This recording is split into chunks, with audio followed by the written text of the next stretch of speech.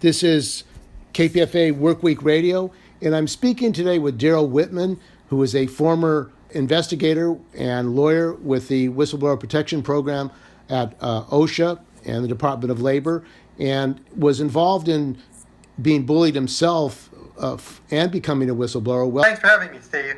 So, Darrell, we're going to be commemorating Workers' Memorial Day this week in San Francisco. What are your thoughts about the struggle of workers and particularly whistleblowers who are trying to protect health and safety on the job with OSHA? Well, I think that my thoughts, and of course we are commemorating people who have been injured and killed on the job, but it's a much larger picture because the government not only has a responsibility to protect people on the job, but it has a responsibility to regulate industries and companies in such a way that they don't present, a threat to people.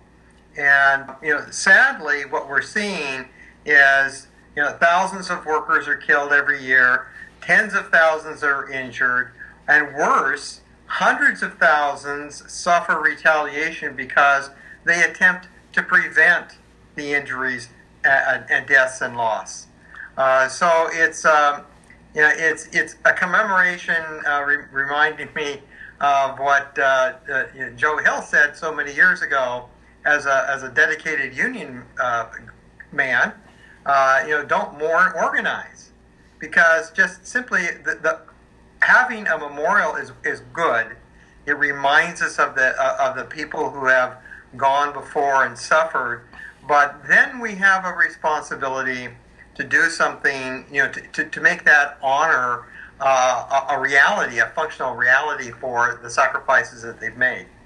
And you were retaliated against and for trying to investigate retaliation against whistleblowers at FedEx, at J.P. Morgan, at Wells Fargo, at other companies, major companies, PG&E. Where are these complaints that you've made and these whistleblowers who were retaliated for making health and safety complaints?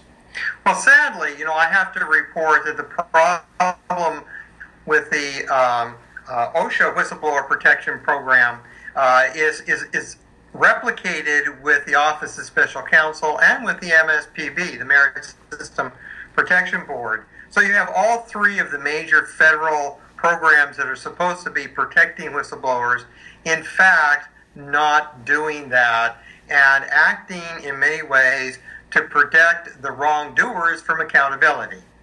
So I'm at a point, I'm being represented by the Government Accountability Project, and we're going to move forward and begin to make this a very public issue.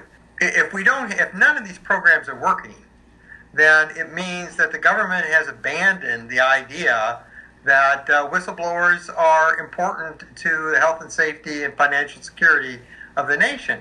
And that simply isn't true. So we're going to have to do what people always have to do, and that is to take the initiative to enforce the law. Now, of course, the Trump administration wants to get rid of any regulation. They believe in deregulation, and they cut the EPA 30%. But what you're saying from material I've read is that, in fact, under Tom Perez, who was the Secretary of the Department of Labor, is now the chair of the Democratic Party, that they were actually involved in obstructing justice and potentially RICO violations, conspiring to prevent investigations and actually colluding with the companies that they were supposed to regulate. Is that true? Oh, yes, absolutely. Again, this is kind of a sad commentary on where we are politically in the country, and that is what really counts is what's said and not what's done. So, you have the spin doctors out there, you have the basically making statements but not really following through and performing for the public interest. Well, how were they involved in potential RICO violations, Tom Perez and other government officials in the Whistleblower Protection Program and the Office of Special Counsel, for that matter? Well, without going into the law itself in great detail, RICO is about criminal conspiracies, in effect, racketeering.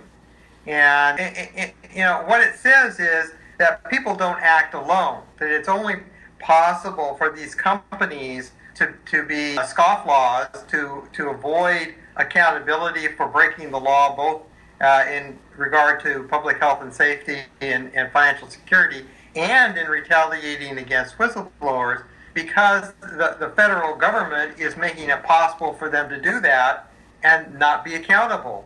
So, in effect, it's a conspiracy between corporate America and senior people in the government to insulate the companies from accountability. And this Workers' Memorial Day, what does it say to the American workers that, in fact, if they do have health and safety concerns, they do speak out on the job and retaliated against, particularly at the biggest companies that I was mentioning, J.P. Morgan and other companies, Wells Fargo, that they're not going to be protected? I mean, these workers, for example, Yesenia Guitron from Wells Fargo, she is still waiting for an investigation.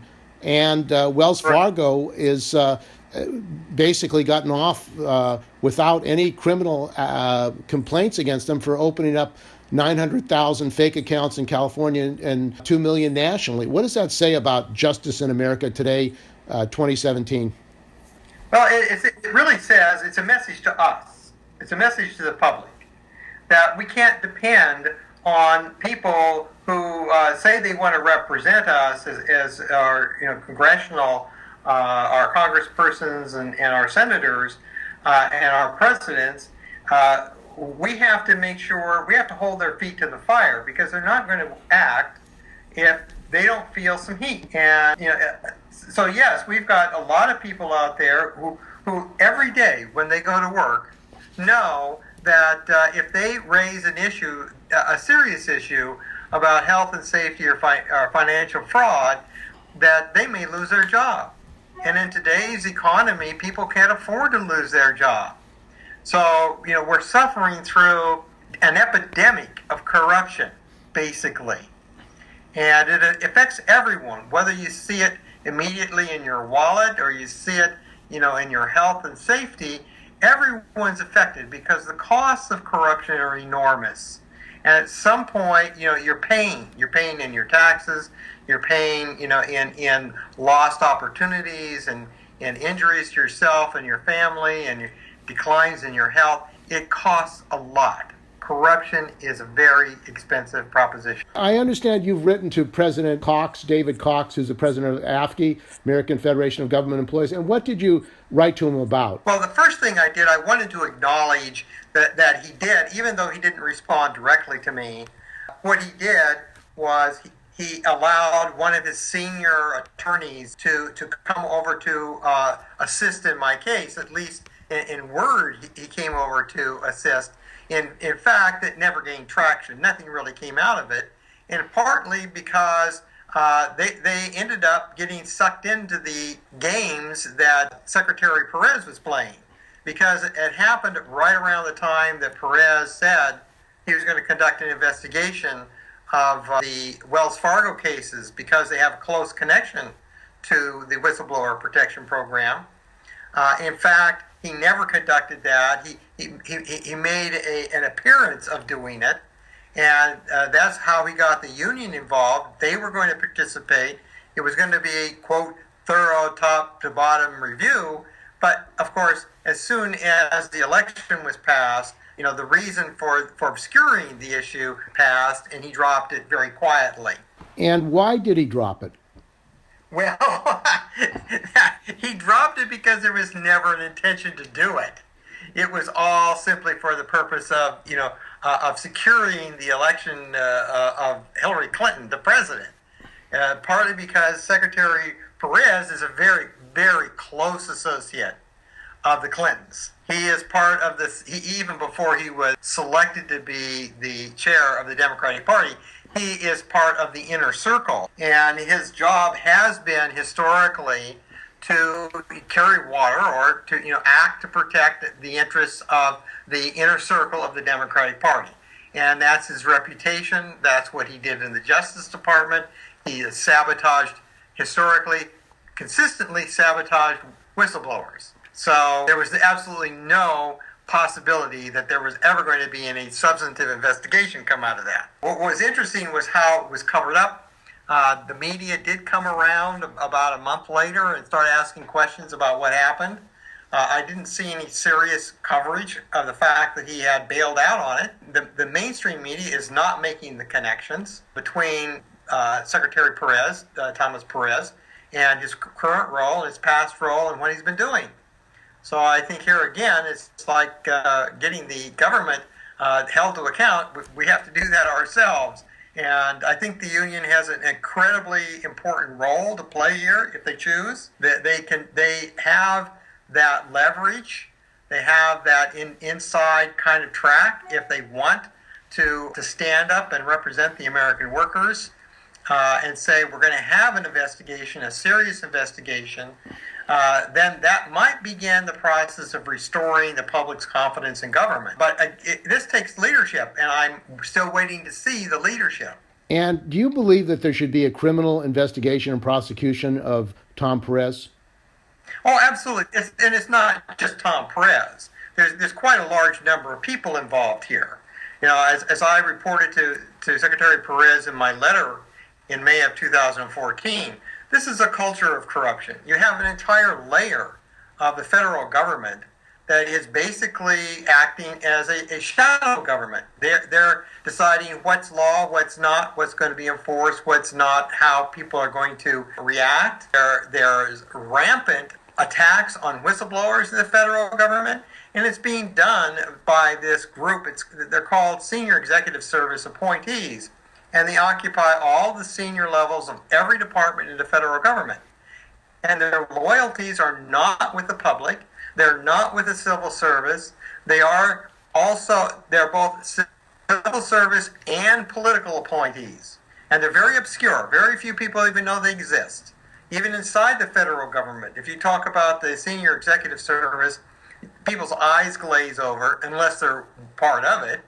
But it's a very, very corrupt layer, and it opens the door to penetration by corporate interests outside who come in because this group is also connected to the corrupt party system, whether it's Republican or Democratic Party, and they all have their hat out for money from corporations. So this is the payoff for the corporations, is to ensure that the government operates in their interest. So are you saying that really the deep state, and these are the deep state participants, are actually subverting and obstructing justice? Oh, absolutely. And I think that everyone sort of knows that now. If you watch what's been going on with the intelligence community, the violations of law, violations of policy that they're engaged in for political purposes. So in my case, with the Office of Special Counsel, you have another member of the inner circle of the Democratic Party, Carol Lerner, who heads the agency, and she was trying to get herself reappointed to that position by lobbying with John Podesta. And of course, she wasn't going to, if she had anything to do with it, she wasn't going to have an investigation launched in the midst of the presidential campaign that would basically target Tom Perez. I mean, they're all members of the club. Okay, lastly, on May Day, we're celebrating May Day. And what does May Day 2017 mean to you as far as workers in the United States and workers around the world? Well, as you know, the United States is the only country in the world that has Workers' Day in September. Everybody else in the world celebrates it on May 1st. And it's significant. It recognizes the role that workers play in society. We are the workers. We are the backbone. We are the heart. We are the functioning body in society that produces things, produces services, produces goods. We're the firemen. We're the nurses and doctors. We are the society that is supposed to be represented by government. Our interests are supposed to be represented by government. So, Workers' Day should be, a moment for everyone to stand up together, whether you're a union member or a non-union member or you're not organized, even officially recognized as a worker. I mean, parents, stay-at-home parents are workers. They're critically important. In some countries, they actually get paid. So there's a whole lot of people who aren't even counted in the workforce that are actually workers. We need a redefinition and a reaffirmation of the importance of workers and work to the health of our society.